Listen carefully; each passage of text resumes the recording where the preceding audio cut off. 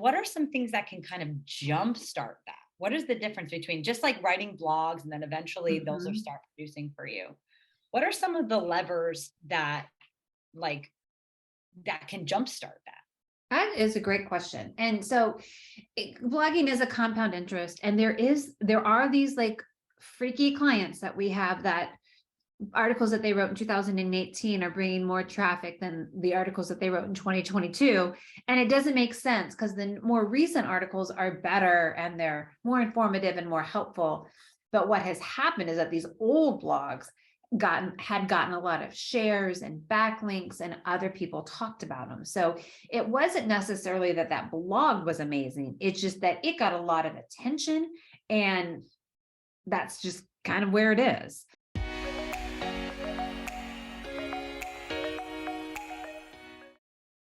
How are you, friend? Right? I'm good. I'm good. Hold on, let me shut my door so it looks a Sure. little bit Oh, and I prettier back there. I want to see my tree. little baby tree you have back there. Baby tree. Also, kids' present sitting in the corner. So You know how what are I you? love? You know what I love? It's like I love like seeing faces that like, now we've been connected in some way for years. Yeah. So gorgeous. So gorgeous. And Yeah. so I'm just like, give me the general update. You and Nick, what's You on? know, we're doing great. Business is good. We need some new clients for January, but we've had a lot of sales calls. Yeah. The only thing that's really fun and exciting that we're in the throes of is I'm trying to come up with, our signature service is great, but not super scalable. Yeah. So as it is. And I don't want to Totally. add more people. I Yeah. don't want to grow that big. So I'm building a analytics dashboard that includes keyword data, traffic data, Google Search Console data that's easy to read and understand, that I could just, and then that I can give to people, have a dynamic report that goes with it, and have office hours. So I love it. I'm hoping to be like, I don't know, $100, $200, get a report the first of every month. And then if you have questions, come to my live office hours. You know what? It's so interesting because I was just at a mastermind last week, right? And like a lot of so there was like one particular case that the woman has she's fabulous. She lives in Greece and she's got she flew in for this mastermind, and she has a sleep training product, right? To help with newborns. So she has something like 100,000 monthly visitors to the site, right? She's getting like 500 leads a week. No, sorry, a month. Okay. That's a lot. Well, it's kind of low compared to 100K, right? Yeah. So I went to the Google Analytics with her, and we were looking at like her blogs, which is like 90% of the traffic, had like 80 and 90% bounce rates. Huh. Right. So, because they were a mess, she has Okay. ads. So anyway, but I was saying that, or what that reminded me of is that I don't think had really spent much time in Google Analytics. And it reminded me of how important, and it's like the thing that I feel like no one really, like you can kind of poke your way around there.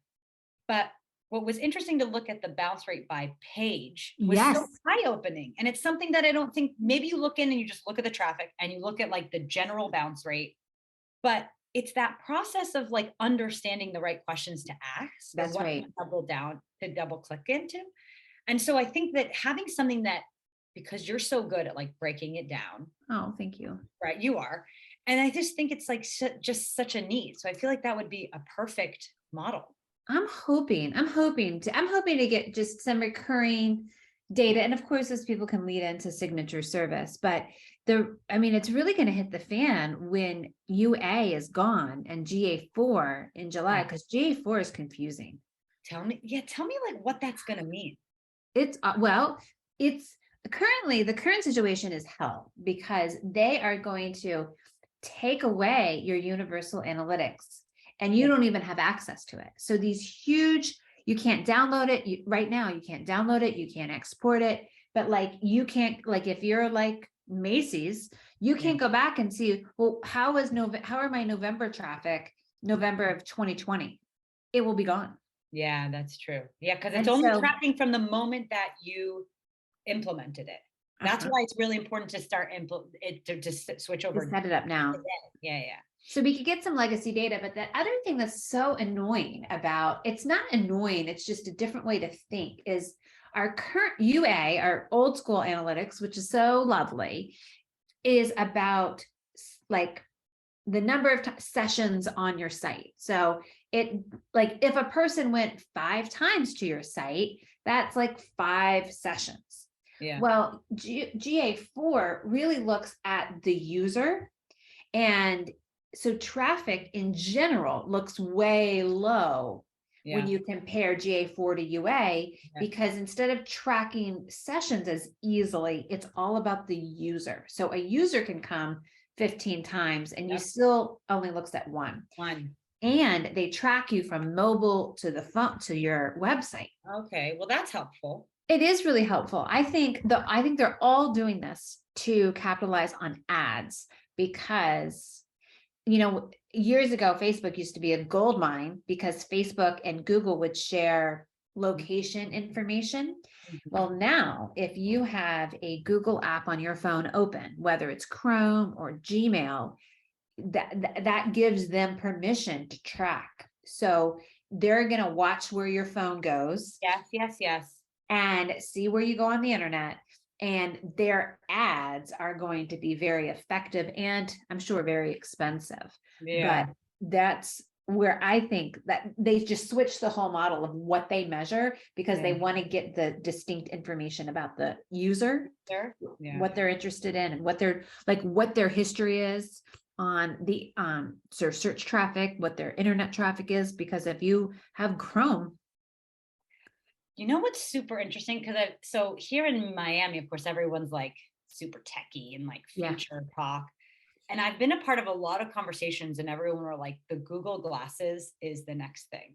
Like, and it's interesting because I wonder if they're trying to build the infrastructure for the cross-device tracking in advance of the glasses. Because there's so many people talking about it's the virtual reality, but the glasses will be the augmented reality, right? And so what that could even look like what that could look like for ads is like, oh, you're walking like at the mall and you're out in front of the storefront and you can see like all the promotions like in your Google glasses. Like that could be the future. And I think it's like a year or two away. It's very close. Yeah. It's very close. It's crazy. It's crazy. It's crazy. So I'm trying to make this dashboard take the confusion out of GA4 and really capitalize on this switch over. That's the cool thing that's happening in our business. But, you know, running your business and then starting this whole other section in your business, I know it's awesome. It's awesome. Well, awesome. What is going to be the mindset of like the business owner so now we're just kind of looking at traffic volume, and we're looking at the waterfall to that email, right? Is there anything that's going to change about that with like tracking the user or being more user focused, or what do you think? That's a great, I don't know. Yeah. Yes. Yeah. I mean, they care. What's really interesting is also it's really hard. You have to make custom reporting to see what social media platform users came from. Like they're suddenly like, oh, they came from, like if you want to break down Instagram, Facebook, LinkedIn, you have to set up a special, you have to create a special report. You can't just click on social. That doesn't make sense. So it's like suddenly they're like, this person came from social and now they're on your site. Who cares? But it's those beautiful, really challenging. Yeah. I don't know. Wow. And that's so soon. That's July. It's July. It's July. Well, and they say that we'll have our legacy data for 6 months, but currently there is no way to keep it. Like, even if you just say, okay, the buck stops on June 30th, it will leave. Yeah. It will vaporize. You can't keep it. Well, and I think that that's also an interesting argument for just having like alternative data sources in general. I agree. Because you could have our reports, because our reports are in Google Sheets. So if we take the data from